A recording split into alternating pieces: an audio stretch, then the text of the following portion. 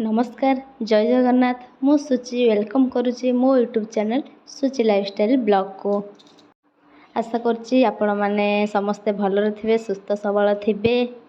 सकाळु सकाळु रोषेई घरे आरंभ चा सरी जाइथिला सेठ पई चा बसई देली। प्रथम ही कहिची आम चा स्पेशल चा जोथरे की गुली मरच गुंड अदा छेचा पड़िवो तेजपत्र डालचीनी हल्का पड़िवो आउ तुलसी पत्र तो निहाती पड़िवो।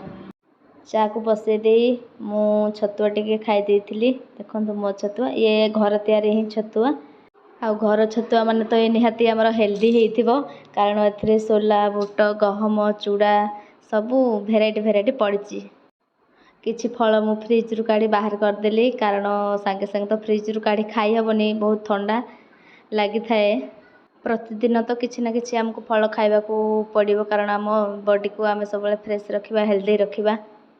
चलंतु एबे चुली जालिबा। देखंतु हमर काठ आउ निया जाली मु प्रथमे आलू पटल को भजा करथिली कारण आलू पटल भजा सहित बापा हमर रोटी खाइबे आउ सकाळु सकाळु रोटी को किछि भजा ओ तार की मजा।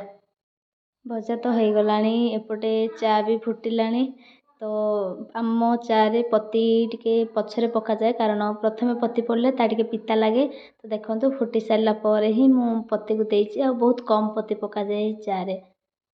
भजा तो हो गला एबे अटा को चकुटी भी बेसी नहीं 4-5टा रोटी हेला भली मु अटा आनिछि आउ रुटी कला माने तो आपण जेते अटा को चकुटिबे जेते सॉफ्ट करिवे आ जेते दळिबे रुटी हमर सेते नरम हेइ थाए।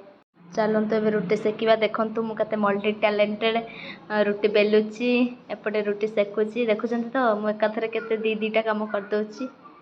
बापा हमर रोटी को भजा खाई देले किंतु हमर हेड सारम को से सब पसंद हलानी तांको पई तेणु मु मैगी टिके कर देली। देखंतु मैगी मसाला दे टमाटो पियाज लंका सब को मिसे तांको पई मु मैगी कर देली।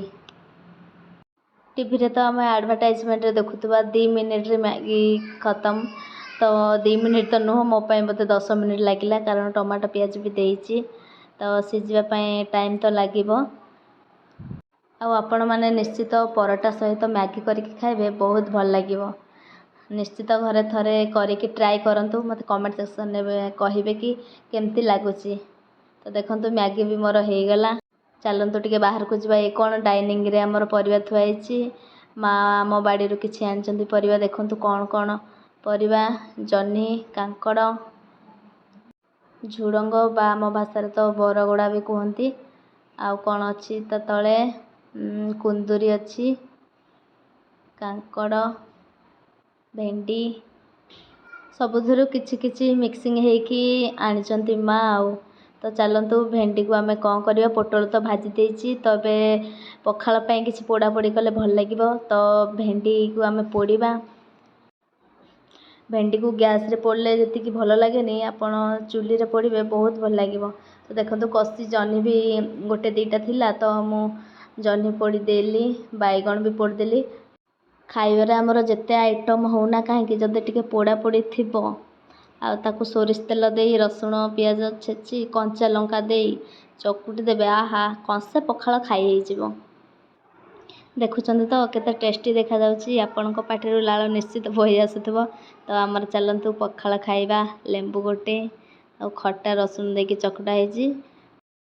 पखाल खाई सारी झियो कथा पुछु पुछु देखंतु आम घर को जने अतिथि आइसंती से ला मो नन्ना से तांकर कोन काम पई जाउथिले तो बाटर आम घर पड़ला सेति पई टिके पसी आस्थिले। तो बापांकर मांकर तांको सब भल संपर्क बा निबिड़ संपर्क थाए। आज आ गपिबा को टाइम हबनी कारण आज बहुत काम घर सफा हबो कांथ पोछा जीवो। देखंतु मु वर्तमान पानी धरिली सर्फ देई पोछा स्टार्ट करिवि कारण काली हमर नुआ खाइबु आउ गाँ को भी जीवु मध्य। तो घर द्वार टिके सफा सुतरा करूछु आउ।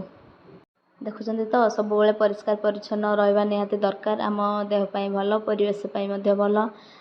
सफा भितर तो सबुठ बेसी अळंदु थाए आपण मानकर भी थिबो। देखंतु मु केमती सफा को टाणी सोफार तल ऊपर सबू पोछुची। देखंतु केते अळंदु झाड़ू रे झाड़िली तापरे जाई पोछा मारिली। झील सेपटे शोला तो सफा को बहुत धीरे धीरे टाणा पड़ा कारण जो साउंड जदि जोर से हम झील उठी पड़ से बहुत केयरफुली झाड़ू करने को पड़ूला। पोछा पोछी सारे लंच पे आम बस पड़ू कारण 2:30 3टा हो गला बेसी आइटम कर कम थिला बोली तो कम आइटम रे चले देथिलु। मो रूम को आसतु देखिए केते असना होगी पड़ी देखुं तो कौ जिनस कौ जगार केमती पड़ी टोटाली भल देखा जाऊनी। तो चलतु देखु मुझे छू मंतर करुच्ची आ मो जगह को भल भाव में सफा कर दूची सबू जिनस को काढ़ी ताकू पोछी देखु केमती गोटे पर गोटे जिनस थोची। आपण फाइनल रिजल्ट देखिए केमती देखा जाउची केमती मु सजेची ठीक भाव में सजई पारिछि ना नहीं आप निश्चित कमेंट रे मते कहिबे। देखुचंती ये है हमर रोज को मान को घर सफा करने को भल लगे मते कमेंट करेंगे आउ क्या मो भाया गधा भाया शोवा को भल लगे से भी मते कमेंट करेंगे। साजसज्जा प्रति मोर एत आइडिया ना फिर भी ट्राए कर देखु केमती सजेची यहाँ मुझे आम गाँ यात्रा किनी मत बहुत भल लगी मात्र 20 टंका यार बहुत क्यूट तो मुझे किणी नहीं आसती। देखु फाइनल केमती देखा जाउची ठीक से सजेची तो आशा करुच्ची भिडटी आपण मानकु भल लगी लाइक शेयर कमेंट और सब्सक्राइब करने को जमा भी भूलिबेनी। रहुची नमस्कार जय जगन्नाथ।